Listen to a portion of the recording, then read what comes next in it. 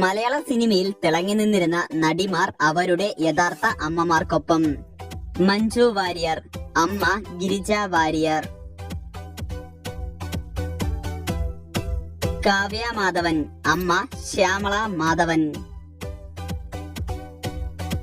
നവ്യ നായർ, അമ്മ വീണ നായർ. സംയുക്ത വർമ്മ, അമ്മ ഉമാ വർമ്മ.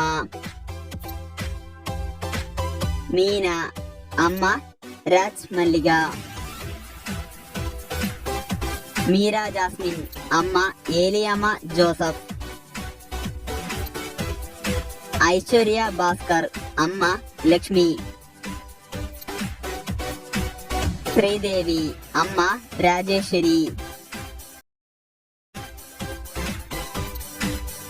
ശ്രീവിദ്യ, അമ്മ വസന്തകുമാരി.